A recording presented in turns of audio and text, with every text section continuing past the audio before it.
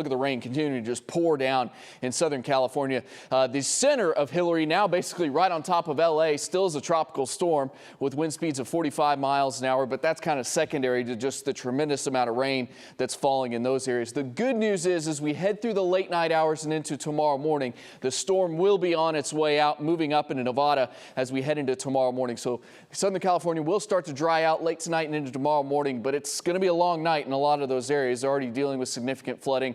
Mudslides and landslides and things like that will continue to be a problem in those areas. So that's the Pacific. Let's talk about the Atlantic because things have gotten a little active across the Atlantic as well. Right now, we actually have 3 storms out there. We have Emily, we have Tropical Depression number 6, and we got Franklin in the Caribbean. And then we're keeping an eye on an area between Florida and Mexico that has a 70% chance of developing, and another little disturbance off the coast of Africa that has about 70% chance of developing. Now, the 3 storms out in the Atlantic right now, well, 1 in the Caribbean, 2 out in the Atlantic, none of those look like they're going to pose a threat to the U.S. Emily's going to curve back out into the Atlantic. Tropical Depression number 6 is just going to fall apart probably in the next 24 hours, and Franklin probably move up over the Dominican Republic and Haiti as a tropical storm and then move back out into the Atlantic. Now, the one that we want to keep our eyes on, that's that disturbance in the Gulf of Mexico. Has a 70% chance of developing.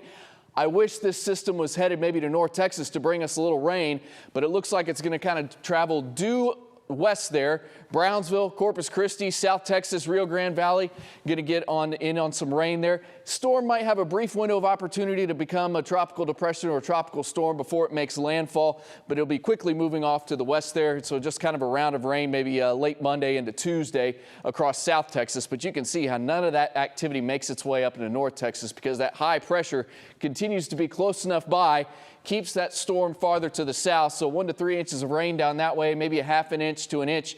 Areas where they really do need it from Austin to San Antonio. But we stay high and dry here in North Texas, and you can thank high pressure for that. And you can also thank that high pressure for continuing on with the triple digits and continuing on with the threat for some record temperatures. It's still 98 degrees in Fort Worth right now, and it's also 98 in Dallas. It'll cool off into the low 80s tonight, and then we potentially have another record tomorrow afternoon. 106 my high, the record high 105. I think records Tuesday and Wednesday are safe because your highs go down to 103, 104, but then it's back up to 106, 107, 106 Thursday, Friday, and Saturday this upcoming week. And all those could be record tying or maybe even record breaking heat on those days as well. Breezy, warm and muggy tonight. 83 will be your low. And then just as we talked about, very hot, dry and breezy, 106 tomorrow afternoon. It's also an air quality alert day, so be aware of that tomorrow. And then as we head into next weekend and that following week, maybe just a little bit of relief on the horizon in that high pressure heat dome may move just off to the west enough to give us some highs back around that 100-degree mark and could open the door for some of those pop-up showers and storms. But we're talking about a week away from now before we have any chance at that.